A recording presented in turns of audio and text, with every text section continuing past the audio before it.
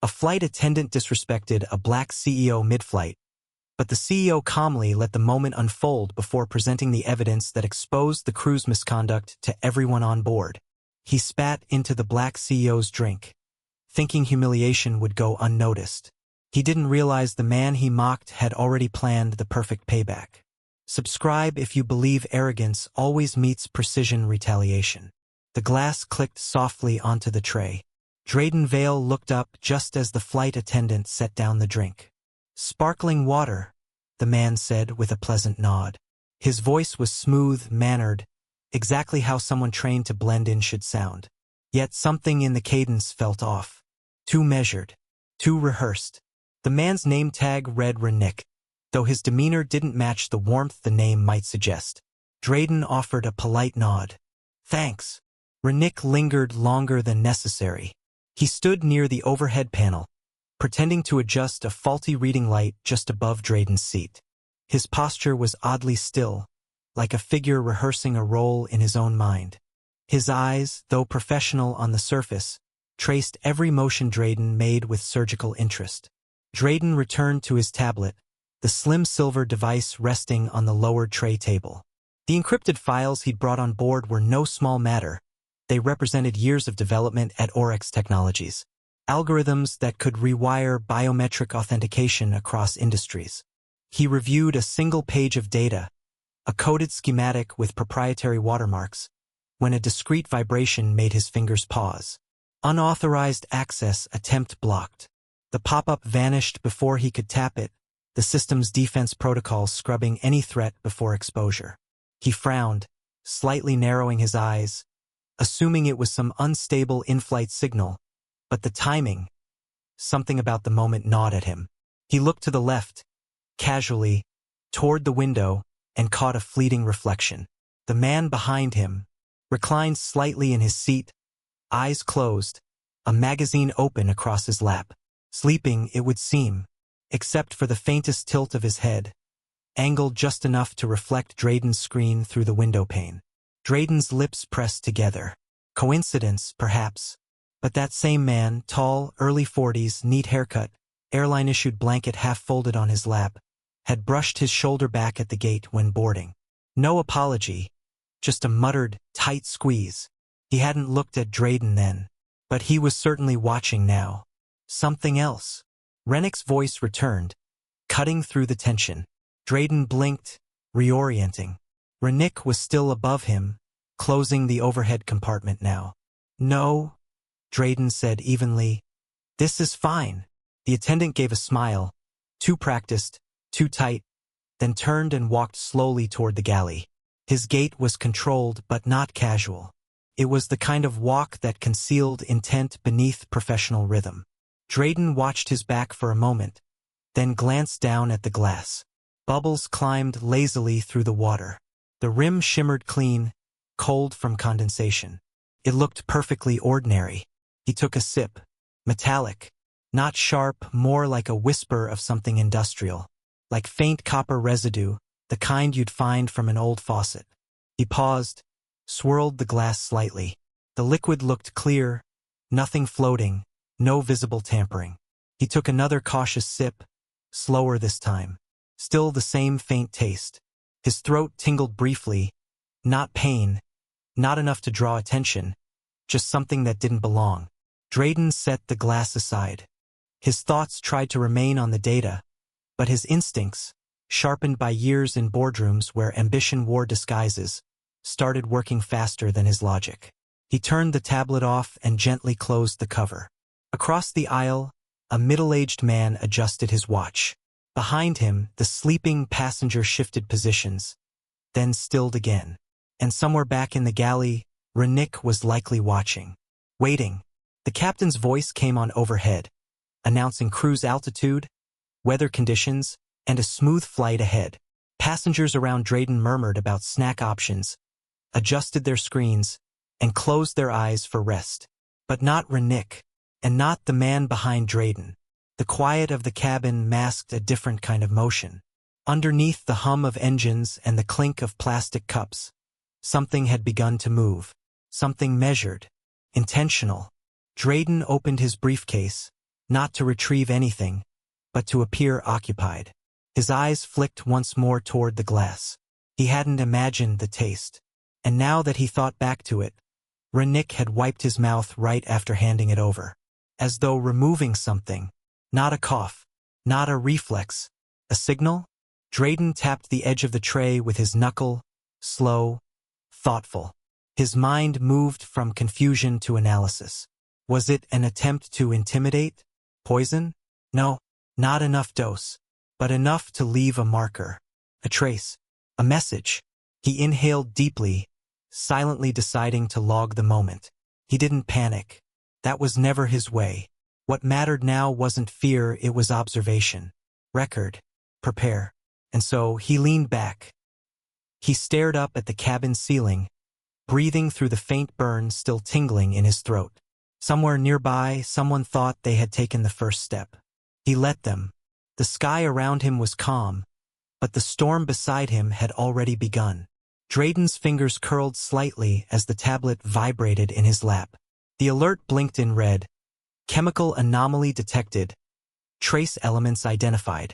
For a fraction of a second, the words didn't register. Then his eyes narrowed, mind slicing through the confusion with cold precision. His heart rate didn't spike, he had trained himself for moments like this.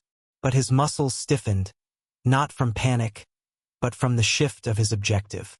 What was once a routine analysis flight had just turned into a potential sabotage scenario. The taste in his mouth returned, metallic, bitter, faintly acidic. He looked down at the half-finished glass of sparkling water resting on the tray. The clarity of the liquid was undisturbed. No discoloration. No floating particles. But now every drop told a different story. He had only touched the rim briefly when he lifted it. And that was all it took. Renick Calder stood near the cabin curtain, pretending to adjust something on the overhead panel. His posture was too calculated. One hand touched his earpiece, barely visible beneath the collar. Drayden didn't need confirmation. His instincts had already warned him something was wrong the moment Renick had lingered too long during drink service. Drayden tapped the screen. The tablet's onboard chemical sensor, which had triggered from contact with his fingertips, revealed more. Unknown organic compound. Possible stimulant. Source. Liquid contact. He reached for the glass again, but didn't touch the rim. Using a napkin, he carefully rotated it and observed a single droplet sliding down the side. It clung unnaturally to the glass, thicker than water, leaving a faint trail. Across the aisle, Renick stole a glance, not at Drayden's face, but at the glass. Then his lips twitched, not quite a smile, not quite a frown, just something in between, something dangerous. Just then, the turbulence light flickered on, but the cabin remained smooth. Drayden looked up. The timing wasn't coincidental. Crew-controlled. Manual. He watched as the ambient lights dimmed subtly, plunging the cabin into an unnatural calm. Passengers didn't notice. Many were napping, reading, or scrolling through devices. But the atmosphere had changed. For those who knew what to look for, it was obvious. The flight was being staged. A shadow fell across the aisle. Kelron Miles, the young flight attendant trainee from earlier, returned. His eyes darted nervously from Drayden to Renick, then back. He leaned closer, his voice barely audible. "Sir," Kelron whispered, "can I ask you something strange?" Drayden gave a slight nod, inviting him to continue. His tone was steady, but his body remained alert. I saw something," Kelron said, his voice trembling. "When Mr. Calder was prepping your drink, I saw him wipe his mouth after, like he spit into something. I didn't think," he faltered. "I didn't know if I should say anything." Drayden studied the young man's face. Genuine fear. No performance. A subtle tremor in his hands. "You did the right thing," Drayden replied quietly, his eyes flicking past Kelron to where Renick now stood, watching. Kelron stepped back, visibly unsettled. The turbulence light blinked again. Still, no movement from the plane. Just a false signal meant to control cabin flow. A decoy. Drayden's hand moved instinctively to his side bag. From a concealed inner compartment, he withdrew a slim, folded napkin. With delicate care, he blotted the edge of the glass where the droplet had clung. Then, without pause, he folded it into the zip pocket on his tablet case. Every step calculated, every motion logged. He tapped a control on his screen. The tablet responded with another alert. Sample logged. Timestamp 1413 Universal Time Coordinated. Across the aisle, Rennick's hand twitched slightly. He adjusted his collar again, whispering into the concealed mic. His eyes never left Drayden. Another motion caught Drayden's attention. Joran Hale, the man seated behind him, leaned forward, pretending to adjust his seatbelt. But his gaze was angled toward the reflection in the window. Not out of curiosity, not by accident. He was tracking screen activity. A new alert flickered. Trace particle. Salivary enzyme detected. Additional compound. Unknown stimulant. Drayden exhaled slowly. He reached for the call button, but paused. A more subtle move was needed. The tension was coiling now, tight, ready to snap. One wrong move would give Rennick the advantage. He turned to the aisle just as Kelrin returned again. But before he could speak, a new ping sounded. A final alert from the tablet. Compound profile match. 67% similarity to somnolexin B. Usage. Unauthorized in commercial aviation. The blood drained slightly from Drayden's face, but his expression remained calm. He shut the tablet, stood up slowly, and handed Kelrin the drink. Dispose of this safely, he murmured. Use gloves. Tell no one. Kelrin's hands shook as he obeyed, eyes wide, then turned and walked swiftly toward the galley. Drayden took a deep breath and turned toward the back of the plane. Behind him, Joran also rose, pretending to stretch. Drayden didn't look back.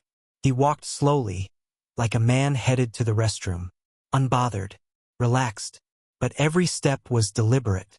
Every muscle was coiled, and every breath was measured, knowing the next 10 feet would determine everything. The glass looked harmless, but the truth waiting inside it was anything but. Drayden's tablet vibrated against his palm. He lowered it slightly, eyes narrowing at the new alert flashing across the screen. A fresh analysis, one that changed everything. The sensor log read, biological trace detected. Saliva. His heart gave a quick thud, but his face remained still, controlled. He exhaled softly through his nose, willing his expression to stay neutral. Across from him, Flight Attendant Rennick Calder stood with the same hollow smile, arms folded too casually, watching him too closely. Rennick didn't know. He thought Drayden was still playing passenger, still sipping the trap, still unaware of what had just been confirmed. Drayden set the tablet down beside the glass, which he no longer touched. The untouched rim glinted under the cabin light, as if mocking him. Every movement he made now felt like it had to be calibrated. Silent, strategic, like a man defusing a bomb that hadn't admitted it was armed. A second alert appeared. Trace contains unidentified stimulant compound. His fingers tightened on the tablet's edge, but his breathing never changed. He glanced to the galley. Kelrin Miles, the young trainee, hovered awkwardly in the corner, fidgeting again. The boy looked toward him, then immediately away. But something about his posture, his tension, said more than any words. Then, with the timing of a predator confident in his camouflage, Rennick approached. Just checking in, he said smoothly. That voice dipped in false concern. Everything all right with your drink? Drayden slowly turned to him, his mind calculating the next 10 moves even as he lifted his chin.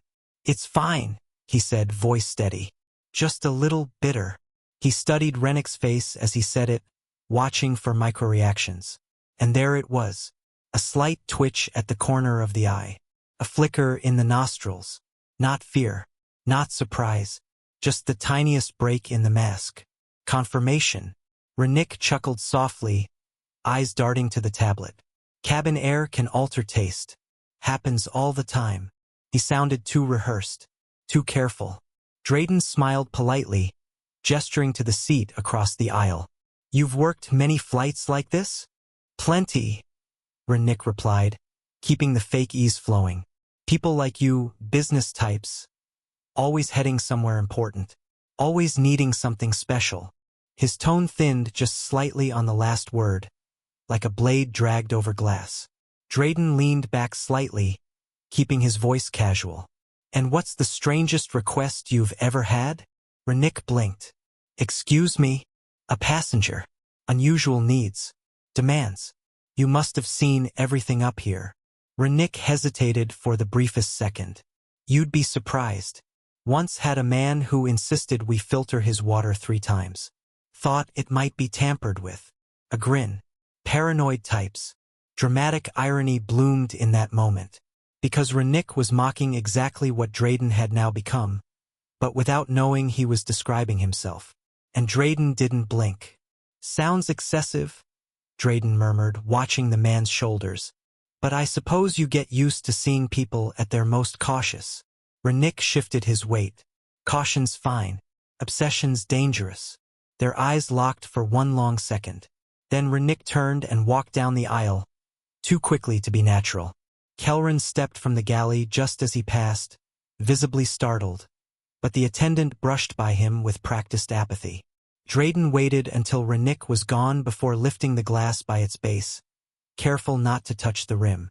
He slipped it into a sealable chemical pouch from the inner pocket of his briefcase, a habit formed during Oryx's competitive sabotage years. He zipped it silently, tucked it into the case, and locked the latches. Not a single tremor betrayed him. Kelrin drifted forward, now closer than before, his voice low as a whisper. Sir, I think you should come to the back, just for a second. Drayden turned slightly, scanning the aisle. Passengers were settled, some half asleep, some with headphones in. He caught a glimpse of the man behind him, Joran Hale, stretching with exaggerated ease, then ducking to retrieve a dropped pen. But his eyes weren't on the floor. They were tilted, glancing beneath Drayden's seat, likely angling for the tablet screen. Drayden stood slowly. He straightened his jacket and nodded toward Kelrin. Lead the way. Joran stood as well, giving a half-smile. Restroom break? He asked lightly. Drayden returned the smile. Something like that. His tone was flat, devoid of detail. Intentional. He walked behind Kelrin, aware of Joran's lingering presence at his back. The curtain ahead seemed thinner than ever, more symbolic than functional, like a veil draped across a line no one was supposed to cross. Every step toward the rear galley echoed louder in his mind than in the cabin. This wasn't about rest anymore, or travel, or convenience. This was surveillance. This was staging. This was control. And somewhere behind those curtains, behind the plastic smiles and stainless steel carts, something deeper waited, something deliberate, hidden in the cracks between protocol and pretense. Drayden adjusted his cuff, the corner of his tablet's case pressing gently against his side. Every step he took toward the back of the plane felt like walking into a secret only he wasn't supposed to discover. Drayden stepped into the narrow rear corridor of the aircraft, where the hum of the engines masked the nervous breath of the young attendant waiting for him. Kelrin stood stiffly near the galley curtain, fingers twitching at the hem of his collar. His eyes darted toward the aisle, then back to Drayden, as if terrified someone might witness what he was about to say. I heard him, Kelrin whispered, barely above the drone of the plane. Renick, he said, deliver the message before landing. He was talking into an earpiece. Drayden's jaw tensed. The phrase was vague, but the implication was razor-sharp. He placed a steady hand on Kelrin's shoulder, not for comfort, but for control. You're doing the right thing. I need you to speak clearly and carefully now. Every word counts. Before Kelrin could respond, a shadow curved around the corner like a blade sliding free from its sheath. Everything all right back here, gentlemen? Renick's voice was smooth, but the look in his eyes was sharpened steel. His lips curled into a tight smile that never reached his eyes. Kelrin stiffened. His breath hitched, his shoulders pulling back instinctively like prey cornered in a narrow cage. Drayden's posture shifted with purpose. He subtly moved in front of Kelrin, shielding the younger man without raising alarm. "Just stretching my legs," Drayden said evenly, meeting Rennick's gaze without blinking. "Cabin air's a bit dry." Rennick tilted his head as if amused, but there was a flicker, barely perceptible, in his jaw. Then, without warning, the plane jolted with a sudden, real turbulence. The fuselage gave a low groan as passengers gasped. Rennick grabbed the wall instinctively, his shirt lifting just enough to reveal a glint of metal tucked into his waistband. Drayden caught it. A small, cylindrical object, no larger than a medication inhaler, but heavier, denser. Not standard crew equipment. Rennick adjusted his shirt quickly, but the damage was done. Drayden had seen it. Kelrin shifted, trying to step away toward the galley, but Rennick's tone dropped an octave. "Stay where you are." The words were low but laced with threat. Kelrin froze, eyes wide. Drayden turned slightly toward Rennick, calm but with deliberate weight in his voice. "You seem nervous, Rennick. Is everything all right on your end?" The question landed like a knife wrapped in velvet. Rennick's face twitched. "Just making sure our guests are comfortable, sir." Before Drayden could reply, another figure emerged, Joran Hale, the man from the seat behind Drayden. He approached casually, feigning interest in the overhead bins, his hands brushing across the compartments with exaggerated indifference. "Lost something?" Drayden asked. Joran smiled faintly. "Just checking storage." But Drayden noticed something far more important. As Joran moved, he tapped the overhead panel twice, precisely, rhythmically, as if signaling. Drayden's mind sharpened like a blade in a grindstone. The corridor wasn't just crowded. It was being closed off. He studied the space. One narrow hall. Two men with rehearsed movements. One frightened witness. No way out. And still no panic. Drayden reached into his coat pocket slowly and pulled out a compact silver scanner, a forensic-grade model adapted from Oryx's private line.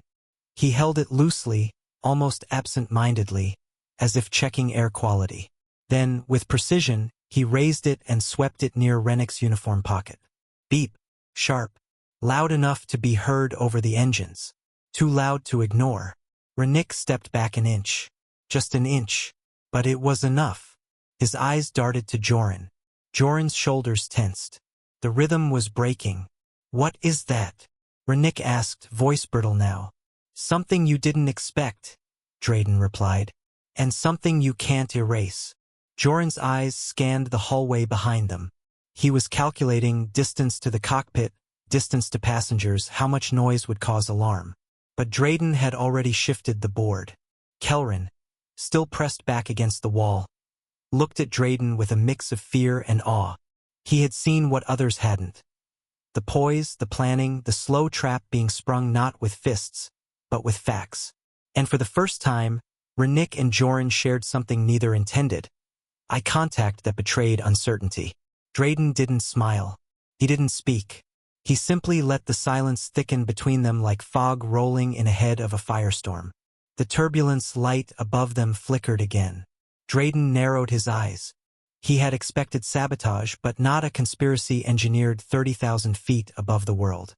The scanner's shrill beep sliced through the corridor like a silent alarm only a few could hear. Drayden Vale didn't flinch. He lowered the handheld device slowly, its pulsing screen glowing faintly in the low overhead lighting. His eyes locked onto Rennick Calder, who stood stiffly across from him, one hand brushing his uniform pocket as though to conceal something, the other twitching slightly, betraying nerves behind the practiced facade. "You might want to be careful," Drayden said, his voice calm, almost too calm, each word spaced with surgical precision. "It's recording everything now." Rennick's jaw tightened. The false professionalism that had cloaked him since boarding the flight began to unravel thread by thread. His smile vanished. For a moment, it looked as though he might say something, deny, deflect, or distract. But instead, he lunged forward with a sudden swipe, aiming to snatch the scanner from Drayden's hands. Drayden pivoted cleanly, stepping back just enough to stay out of reach. His shoulders remained squared, unshaken. He didn't raise his voice, didn't call for help. He simply tilted his head and said again, quieter now, but with unmistakable finality, everything.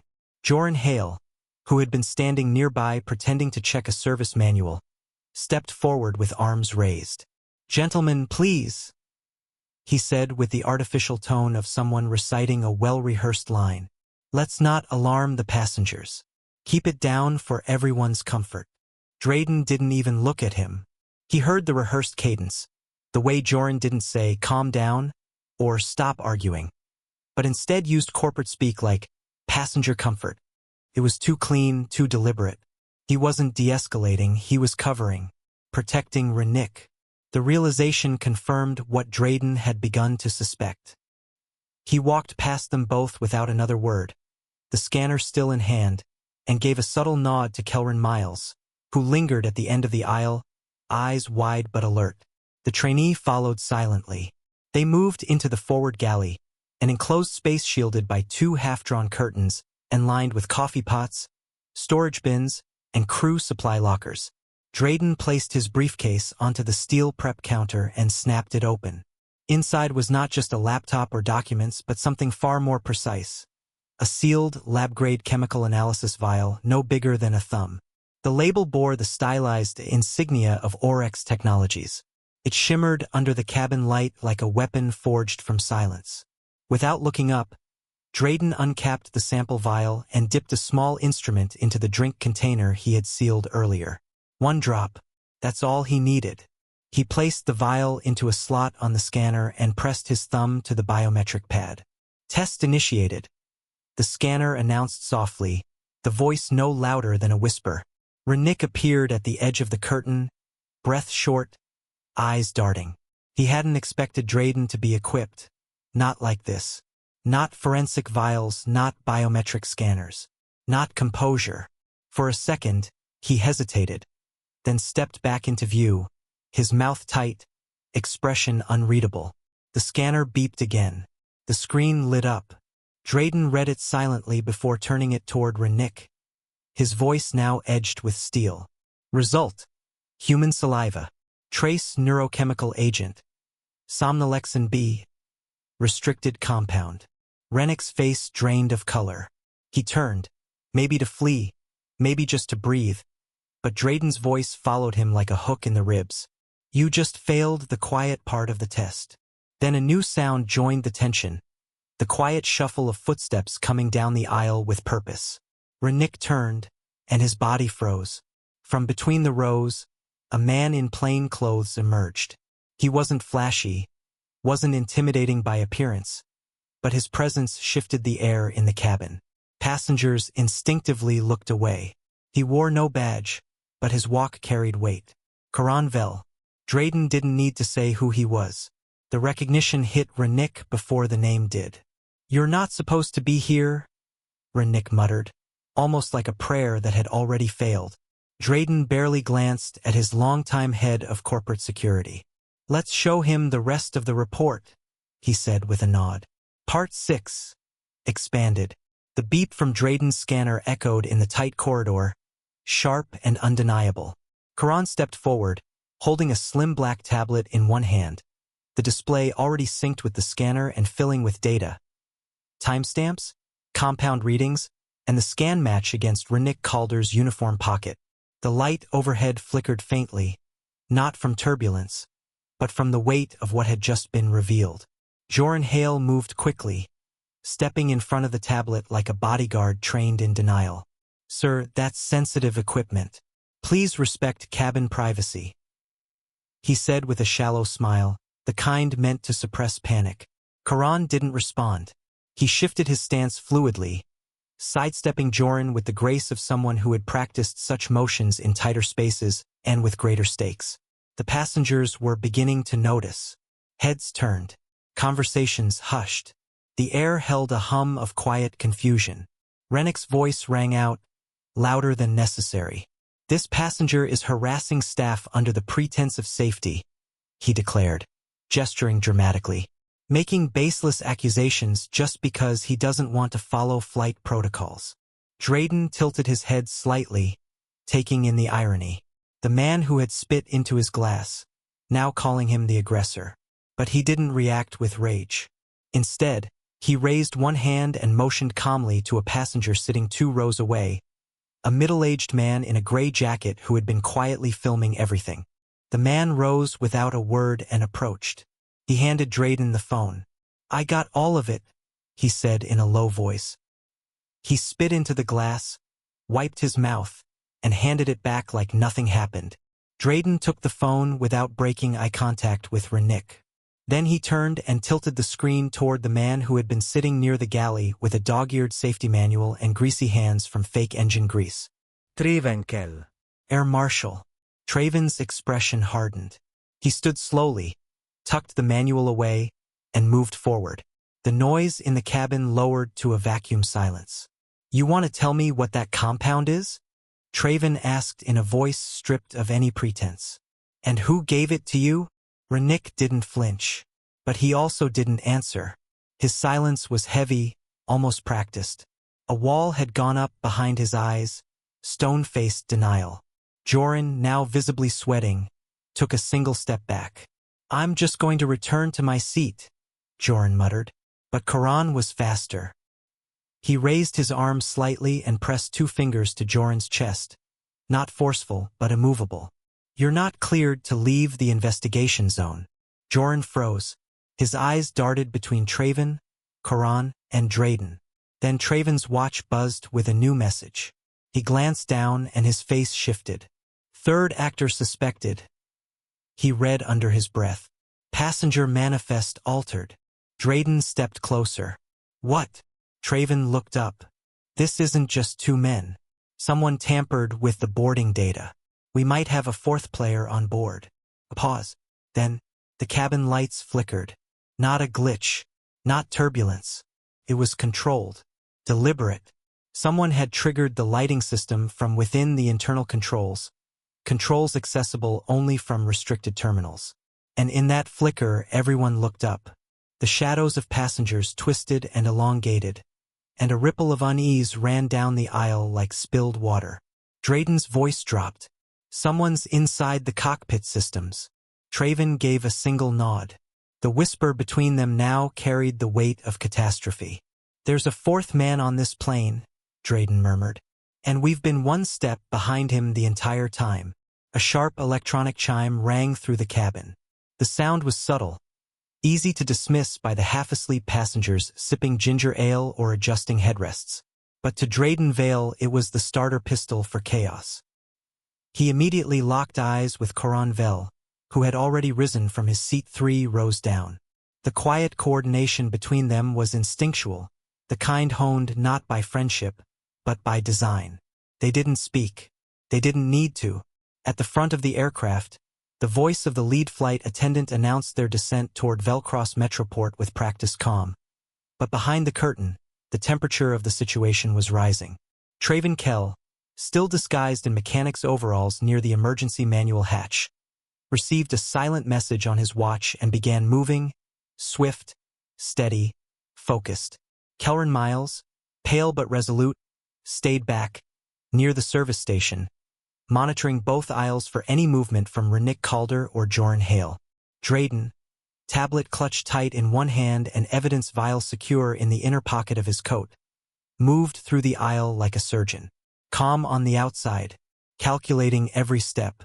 "Update," he muttered lowly as he passed Traven near row 14. Traven's voice was barely audible.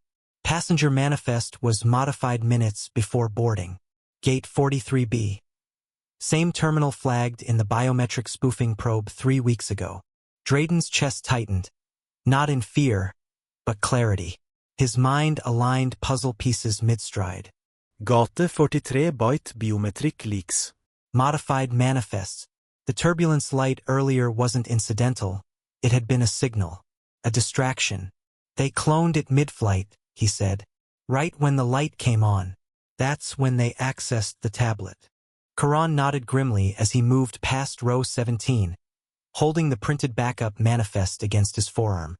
"We've been watching the wrong flank. It wasn't just about the drink." Then, Karan stopped. Row 18. The man in the window seat wore a jacket belonging to a different airline.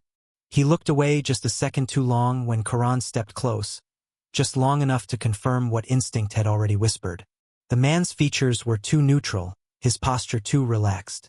The kind of calm you only earned by knowing the chaos you triggered had already passed. Traven approached from the opposite aisle. Silent signals passed between them. The man set his phone down gently on the tray table and met Drayden's eyes without flinching. "You already lost the data, gentlemen," he said, his tone infuriatingly even. Drayden didn't blink. "Then why are you still here?" Before the man could respond, a metallic click echoed from the front of the plane. Then a chime, a loud, unmistakable one. Every head turned. The cockpit door lock had been forcibly disengaged from the inside. Traven didn't wait. He moved. So did Drayden. So did Karan. They pushed past startled passengers who now glanced around, confused, their pre-landing calm collapsing into whispered panic. Some unbuckled their belts. Others just froze. Behind them, Joran suddenly stood from his seat and shouted, "Everyone remain seated. Stay calm." But his voice cracked, not with concern, but with desperation. He wasn't warning them. He was distracting them. Karan stopped him cold. A single arm pinned Joran to the bulkhead with surgical precision. "Wrong time to improvise," Karan hissed. From behind, Renick lurched toward the man in row 18. "Aboard it," he barked, his voice cutting like a whip across the cabin. "Don't let him land it." But it was too late. The man from row 18 smiled faintly and reached inside his jacket. Not frantically, not like someone about to draw a weapon, but with maddening calm. He withdrew a small, sleek drive.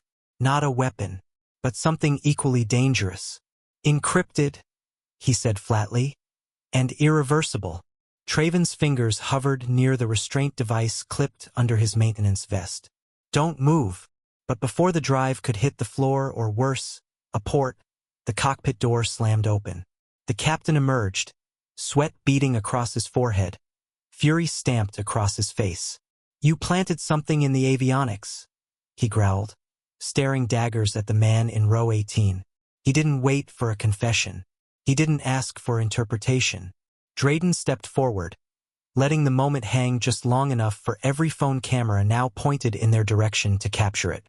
"No," he said quietly. "You just found proof this entire flight was bait. And I was the bait." He smirked, convinced the act was petty enough to intimidate, unaware that every sip he took was the calm before his own exposure. If you believe cruelty under a uniform always collapses when faced with strategy, hit subscribe now, because justice never misses a moment. The cockpit door slammed shut behind Traven Kell as he secured the lock with a final twist. Outside, the roar of descent grew louder, engines flattening as Alt-Aris Air Flight 771 aligned for approach. The aircraft jolted gently as the flaps extended, but inside the cabin, a different turbulence brewed. Drayden Vale's fingers tightened around the evidence pouch containing the encrypted drive. His gaze didn't leave Merrick Thorne, the man from row 18 now seated with the calm defiance of someone who still believed he held the upper hand. Marek's smirk was slight, but deliberate, as though daring Drayden to make his next move. "You think you've won," Merrick said under his breath, voice low and taunting. This was just proof of concept. Drayden didn't answer. He simply turned toward Karan Vel, who stood watchfully near the galley. Traven joined them, his expression unreadable. The low murmur of passengers returned, but the atmosphere was saturated with unspoken questions. Without breaking stride, Drayden opened his tablet. The screen glowed faintly under the cabin lights, now dimmed for landing. He tapped a secure folder, biometric locked, then accessed the transmission queue. À soft Chimran. The message at the top read, "Signal trace found. Node, Velen Cornet. Location, 12.843.63.4. External breach confirmed." Drayden's heart didn't race. It slowed. His plan had worked. The clone of his tablet's contents, baited with a hidden traceback loop, had pinged the moment it reached the remote server. The breach had been traced, cataloged, and geolocated. The moment this aircraft touched down, A federal cyberforensics unit would begin a crawl into Velen Cornet's layers, and whoever was on the receiving end wouldn't stay hidden for long. He lifted his head and locked eyes with Merrick. "I wasn't the only one being watched," Drayden said, voice calm, low. "The data watched you back." Merrick tilted his head slightly, as if amused, but his eyes narrowed a fraction. Drayden stepped forward slowly. He tapped a final command on his tablet. A thin panel slid open at the scanner bay, revealing a sealed document, freshly printed. The backup vial had already done its job. 30 minutes earlier, as the plane cruised over cloud banks, a microlab packet had been transmitted to Valenry's medical analytics. That vial, containing remnants from the tampered drink, was now registered, confirmed, and analyzed. What Merrick didn't know was that Drayden never intended to bring the primary evidence to the ground. The chain of custody had already left the sky. Drayden approached him, quiet and steady. In the front rows, passengers began to notice. One or two raised their phones discreetly. Eyes darted between the CEO and the restrained man. Even the crew paused, unsure whether to intervene or stay back. The silence that followed was unnaturally sharp. Drayden reached Marek's seat, held the sealed report in one hand, and studied him. "I'm giving you a choice," he said. Marek blinked. "Oh? What choice is that?" Drayden leaned forward, then slid the sheet of paper across Marek's cheek with slow, deliberate motion. The faint rasp of contact echoed louder than expected. The gesture was not violent, not rushed, just precise. "Read it," Drayden said, his voice cold and absolute. "Or let it dry into your skin." Marek flinched, not dramatically, but visibly. The smirk slipped. Around them, passengers leaned closer, phones angled, recording what might become the defining moment of a scandal. The crew didn't interfere. The irony was thick and intentional. Earlier, it was Marek's operative who had delivered an insult through a contaminated drink. A quiet humiliation meant to belittle, distract, and damage. But now the roles had reversed. Now, Drayden stood calm, composed, and unstoppable, returning not spit, but science. Not vengeance, but verification. The humiliation Marek had planned came full circle, not with raised fists, but with forensic paper pressed against the very man who tried to bury him in silence. Marek opened his mouth to speak but closed it again. The moment had slipped from his grasp, and he knew it. As the wheels touched the runway with a deep rumble, the cabin shook, but the silence remained unbroken. The plane rolled gently toward a remote gate as outside, flashing blue lights converged near the tarmac's edge. Drayden stepped back. He let them swallow their victory, just long enough to choke on the truth. The instant the aircraft's wheels hissed against the tarmac, the plan to disappear collapsed. The plane taxied not toward the standard terminal, but to a remote gate flanked by two dark vans and a discreet security caravan. Federal agents waited outside, unmistakable in posture, even without uniforms. The sun glared through the cabin windows, casting long shadows over pale faces and uncertain eyes. Passengers whispered, trying to make sense of what they had witnessed without fully grasping its gravity. Within moments, uniformed security boarded with quiet precision. Renick Calder, Joran Hale, and Merrick Thorne were taken in handcuffs. No rights read aloud. No scenes made, just firm grips and wordless exits. Some passengers clapped, others simply stared, their confusion etched with silent respect for the calm man who had refused to lose control. Drayden Vale didn't acknowledge the applause. He was already walking beside Coran Vel, his security chief, silent but focused. His objective had changed. The research was secure, but now the truth behind who ordered the attack had to be unearthed. His mind had shifted from defense to strategy.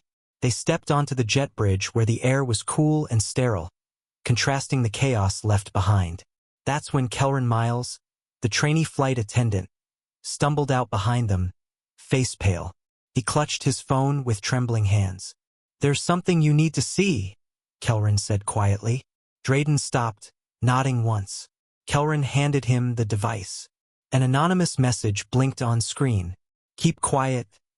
$50,000 wire. Think about your future." It's from inside. Drayden's expression didn't change, but a single breath betrayed the fire igniting beneath his calm. He showed the phone to Karan, who scanned the metadata. It bounced through a masked IP, Karan muttered.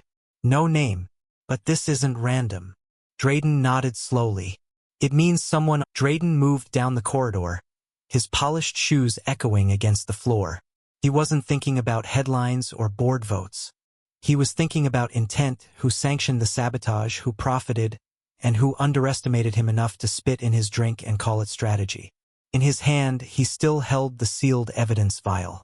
In his mind, he saw their faces not in victory, but in the moment of realizing they'd failed.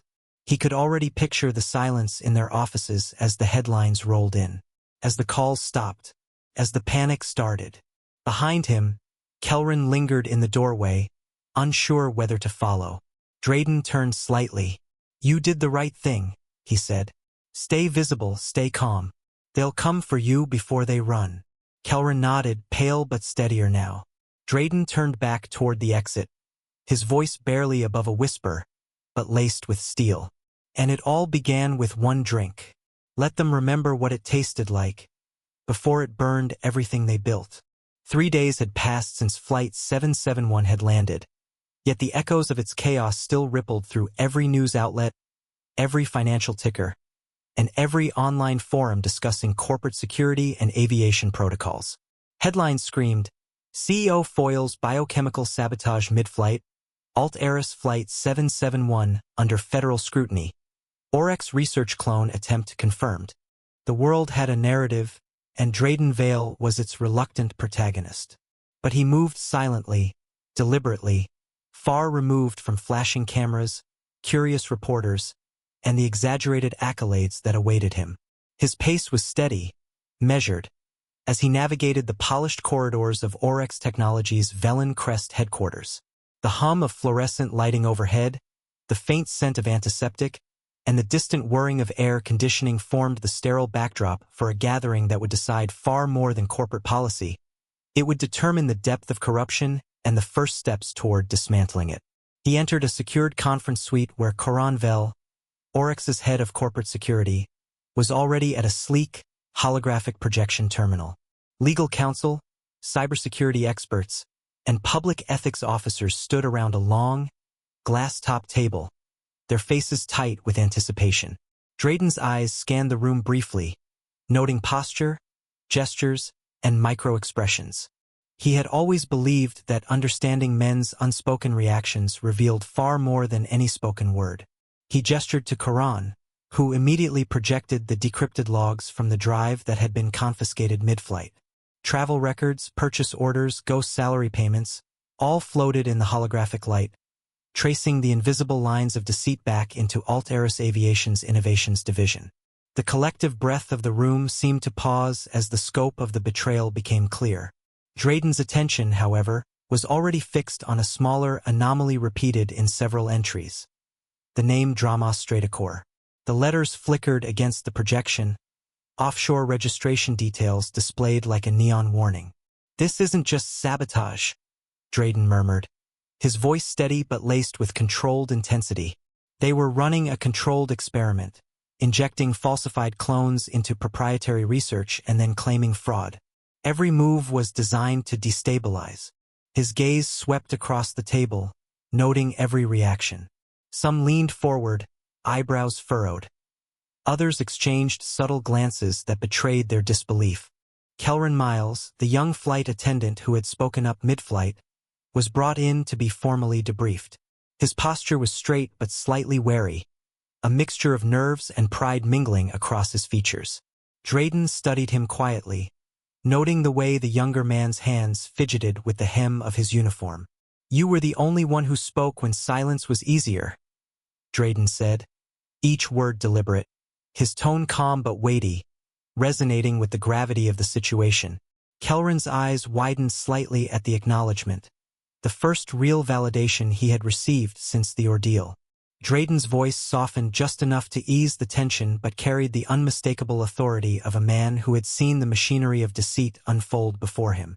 Meanwhile, Traven Kell coordinated with federal agents, confirming arrests of 2 additional Alt-Era staff members who had attempted to interfere with evidence custody.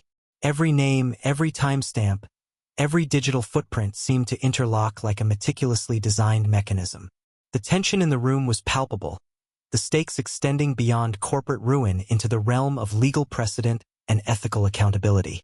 Drayden allowed a brief pause before addressing the next crucial task, one that required both precision and subtlety.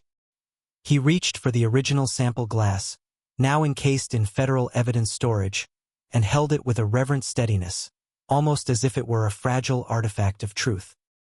His fingers brushed the seal, feeling the weight of the events it had witnessed. Around him, colleagues exchanged glances, sensing the significance without fully articulating it. Drayden extracted a slim, folded note from a protective sleeve. His handwriting was clean, precise, and devoid of emotion, yet every letter carried an unmistakable weight of finality. He carefully placed the note in a secure envelope, ensuring that it would reach Renick Calder through legal channels, a quiet but unequivocal message. As he stepped back, Drayden's gaze lingered on the sealed glass. In that simple, inert object was the culmination of opportunity, deceit, and revelation. The silence in the conference room seemed to stretch, holding the breath of every man present. The irony was not lost on him. The attackers had believed they could destabilize, humiliate, and outmaneuver him with a single, tainted drink. And yet, the act itself had exposed the full architecture of their conspiracy. Drayden's eyes narrowed slightly, calculating the downstream effects and the meticulous strategy that would follow. He finally placed the envelope atop the evidence container, sliding it gently so it rested against the glass. The words were as deliberate as any action he could take. It wasn't what you put in the glass that mattered. It's what you revealed by doing it. The tribunal room falls silent the moment the door shuts behind Drayden Vale, as if the very air recognizes the weight of what is about to unfold. 3 transport oversight judges sit at the elevated bench, flanked by 5 aviation conduct investigators who watch with sharp, unblinking focus. No one speaks when Drayden steps forward. He carries no anger, no outrage, only a folder of evidence held with the steady hands of a man who came to expose truth, not perform emotion. He places the folder on the presentation table, opens it with deliberate calm, and nods once toward the projection technician. The lights dim slightly. Without introduction, the first video begins playing. Renick Calder wiping his lips after preparing Drayden's drink. The image is grainy but unmistakable. A ripple of discomfort moves across the room. Even Renick, seated between 2 guards, lowers his gaze. Drayden watches the panel carefully. His expression is unreadable, but his eyes track every reaction, every twitch, every tightening jaw. He speaks only when the video ends. "This is timestamped at 9:14 a.m., he says calmly, cross-verified with flight logs. His voice is steady, professional, carrying a quiet authority that makes the room lean in. Another clip plays. The scanner in Drayden's hand beeping sharply, the screen glowing with warnings. The judges exchange glances. A soft hum of unease spreads through the investigators' row. When the footage shifts to Merrick Thorne's cold smirk as he boasts about the stolen data, the silence becomes heavier, almost suffocating. Alt-Eris Aviation's defense lawyer, Darren Voss, stands abruptly. His suit is immaculate, but the tremor in his fingers betrays his unease. "Your Honors," he begins with a forced smile. "There is the possibility of misunderstanding. We cannot conclude intent from..." "Misunderstanding," Drayden interrupts, his tone sharper now, "doesn't upload clone data to a restricted server through cockpit controls." The words slice through the courtroom like a blade. Even the judges pause, not to reprimand him, but to absorb the truth embedded in the statement. Voss slowly sits down, defeated not by volume, but by clarity. Coran Vel steps forward next, carrying a digital log tablet. He presents connection traces, server pings, and activity timestamps. His voice is firm and controlled. 6 other incidents, he says, all involving Merrick Thorne. 3 airlines, 2 airports, 1 private hangar. He taps the screen again. Same method every time. Merrick refuses to look up. His hands remain clasped behind him, knuckles white, jaw stiff. A man choosing silence over surrender. As the evidence piles higher, the tribunal room becomes a slow-burn battlefield. Facts against denial, truth against performance. And just when the tension threatens to plateau, the unexpected occurs. A side door opens and Brannick Lorne, a former Alt-Eris VP, steps in under escort. His shoulders sag as he approaches the stand. Sweat gathers at his brow. The judges exchange surprised glances. They had not been informed of a witness addition. Brannick clears his throat. I want immunity, he says, voice trembling. I'll give full testimony. The judges lean forward. One of them adjusts his glasses. State your connection to the accused. Brannick's breathing deepens. Alteris knew, he says. The room freezes. They knew Drama Stratocor's methods. They authorized deterrence exercises against rival executives. His eyes flick toward Renick and Joran. These two weren't acting alone. They were doing what they were hired to do. The reaction is explosive without anyone raising their voice. Gasps, whispers, investigators scrambling for notes. Even the defense lawyer covers his mouth, stunned. The judges call for order, but even their gavels cannot calm the seismic shift that just tore through the tribunal.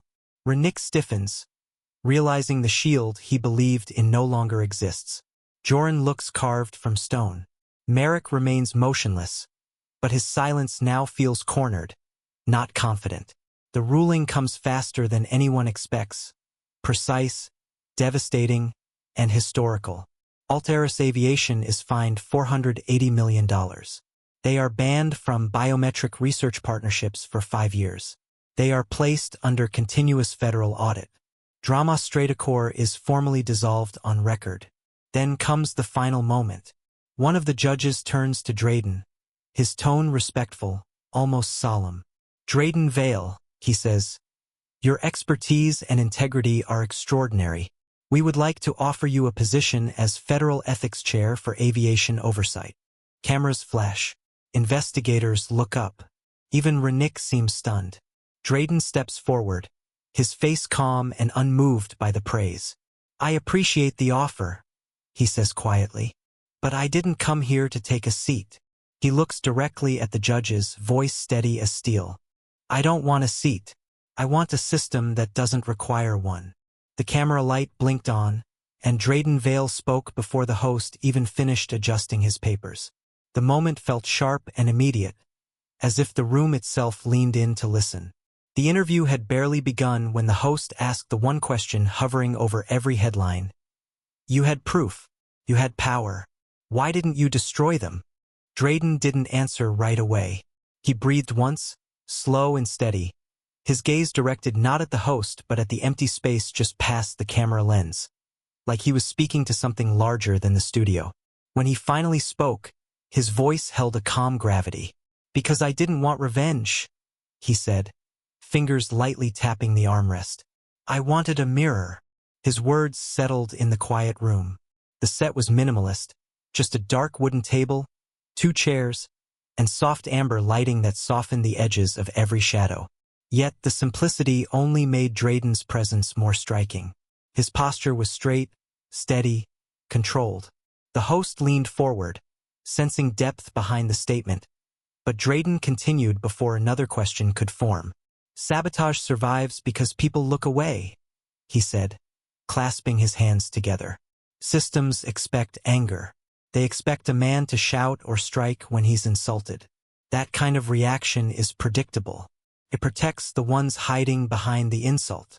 He paused lightly, as if choosing each next word with precision. But when a man prepares, stays calm, and builds structures that expose instead of explode, corruption loses its grip. The host nodded, unable to hide the slight awe in his eyes. Behind them, the studio assistants remained still, their silent attention turning the atmosphere dense with meaning. The interview shifted to what followed after Flight 771. Oryx Technologies had seen a massive rise in institutional support. Investors, researchers, Even competitors had praised Drayden's restraint and precision. "But you refused public celebration," the host observed. Drayden gave a faint, measured smile. "Celebration doesn't fix the system," he replied. "Action does." He described the creation of the Orex Protocol Fund, an initiative designed to support whistleblowers in technology and aviation fields who lack protection. His tone grew more personal as he mentioned Kelrin Miles, the trainee who had stepped forward when fear could have silenced him. "He will be the first recipient of our scholarship," Drayden said. "Courage deserves a future, not fear." The host's eyebrows lifted. "And Coran Vel?" "Promoted," Drayden answered, "to Chief Risk Strategist. He didn't just assist me. He prevented the situation from collapsing into chaos." A subtle shift in the room's energy came when Merrick Thorne's name surfaced. Drayden's expression darkened, controlled, but unmistakably intense. On the table before him lay a sealed case file with Marek's photo clipped to the front. The host noticed Drayden's glance toward it and asked, "You use his case in your lectures now?" Drayden nodded once. "Not to shame him," he said quietly, "to teach others what digital integrity really means." But the interview held one more twist, one the world had not yet heard. The host leaned closer. "Is it true that new footage was discovered after your landing?" Drayden shifted slightly, the only sign that the topic struck deeper than the others. "Yes," he said. The lighting caught the faint reflection in his eyes. Another aircraft recorded Merrick meeting with someone months earlier. Someone he shouldn't have been speaking to. "Who?" Drayden let the silence speak for several seconds. "A former ethics advisor from Drama Stratacor. A man connected to the Federal Aerotechnics Board." The host inhaled sharply. The implication was enormous. The studio seemed to shrink, the walls holding a secret that could shake entire institutions. Drayden's voice lowered. This wasn't just private corruption. It had roots in government oversight. Foreshadowing rippled beneath every word. The audience watching from home would feel it too. The sense that the conflict was not ending, only shifting into something wider, deeper. The scene transitioned softly. The interview ended, but the story didn't. Drayden stepped outside the studio, the quiet morning air brushing against him as he crossed the courtyard. He paused near a glass railing overlooking the distant skyline. A cool breeze caught the edge of his coat as he lifted a small tumbler of water to his lips. Traven Kell, now reassigned to the emerging task force investigating the government connection, approached from behind. "You did well in there," he said. Drayden nodded without turning. "This isn't over, Traven." "I know," Traven replied. "That's why they put me on the new team." Drayden finally faced him. "Then make sure you look in the corners no one wants to shine a light on." Traven's answer was firm. "I will." A moment of calm settled between them. The morning sun rose higher, catching the rim of Drayden's glass. The world felt quiet, for now, but the shadows beneath the truth were longer than ever. Later that day, while reviewing follow-up reports, Drayden received one last question from the interviewer in a post-broadcast note. Did he forgive Renick Calder? Drayden responded with the same calm certainty that defined him on the plane. He closed the message, looked out his office window, and whispered the truth, not with anger, but with finality. "I didn't need to," he said. "I just needed to make sure he never serves another passenger again. And I did." The plaque is unveiled with a soft metallic click, and the sound echoes across the quiet hall of Valenport Terminal 3. No applause follows, only a stillness that carries the weight of everything that happened 6 months earlier. Drayden stands directly beneath the polished steel surface, his hands resting calmly behind his back as the words etch themselves into the room like a quiet command. Integrity is not proven by words, but by the systems that refuse to swallow corruption. The inscription gleams under the terminal lights, cold yet resolute. Drayden inhales slowly, feeling the cool scent of aircraft fuel drifting faintly from the nearby taxiway. He is not here for ceremony. He is here for closure. When he finally speaks, his voice is steady. "We still fly, but now we fly safer." The small group of officials around him nod respectfully, but he barely notices. His focus is on the movement of the world outside the glass walls, planes lifting, landing, carrying lives that will never know how close Flight 771 came to disaster. The Orex protocol, born out of that chaos, now protects 7 whistleblowers across different sectors. Each case is a reminder that systems can fail, but they can also be rebuilt. Federal audits have reshaped hiring practices across aviation, replacing the quiet negligence that once allowed men like Renick and Joran to slip through unseen. Flight 771 has become a training simulation, studied by new crew members learning how hidden threats can unfold behind polite smiles. Drayton steps away from the plaque as an agency official approaches him, updating him on the detainment status of Renick and Joran. Both remain under federal custody. The man reports quietly, his posture tense as if expecting an emotional reaction. Drayton nods once. He feels no triumph, only an understanding that justice is a process, slow, structured, relentless. Merrick Thorne faces a second wave of indictments for incidents tied to encrypted sabotage long before Flight 771. The evidence against him grows each week, tightening like a net he never expected. Then there is Darren Voss, whose resignation came without noise or defense. His reputation collapsed under the weight of logs, messages, and signatures, silent documents that spoke louder than any outburst could. As Drayton walks through the terminal, passengers occasionally glance at him in recognition. Some freeze, unsure whether to approach. One man finally steps forward, older, with a gentle tremor in his hands. "You don't know me," he says quietly, emotion tightening his voice. "But I was there. That day. You didn't shout. You didn't fight. But somehow you made all of them stop. You were the quiet flame that burned a mountain." His eyes glisten as if reliving the fear of that flight. Drayton offers a small nod, acknowledging the words without accepting praise. "I just did what was necessary," he replies, his tone soft but immovable.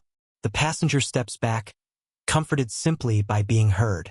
Drayton continues down the wide hallway, his footsteps echoing across the polished stone floor. There is something heavier on his mind, something he has not spoken aloud. He does not want to be remembered for a dramatic moment or a victorious confrontation. He wants structure, not spectacle. He wants systems that prevent harm before courage is ever required. The spotlight others try to place on him feels distracting, even dangerous, like a light shining in the wrong direction. He sighs quietly, turning toward a private exit that leads to a restricted office wing. Inside his small workspace, the air is still and cool. His desk lamp casts a soft circle of light over an open report draft. Drayton sits, adjusts his glasses, and opens the encrypted file waiting for him. Each page contains risks, assessments, and recommended safeguards, everything needed to turn the lessons of Flight 771 into a framework for future safety. As he types, his fingers move with purpose, his expression set in quiet determination. He adds a final line to the draft, reads it once, then saves it under a new protocol name. The screen glows briefly before dimming. Passenger Integrity Standard, Flight 771. He humiliated the CEO and froze as the man let him swallow it all, then slid the lab report across his face, turning the joke into undeniable evidence. If you believe real authority always delivers consequences with finesse, subscribe now, because justice lands exactly where it's meant to. Disclaimer: the story you just watched is fictional. It highlights racism, abuse of authority, and the power of composure and accountability in confronting wrongdoing. Its purpose is to raise awareness, inspire empathy, and encourage conversations about equality, justice, and respect for every passenger.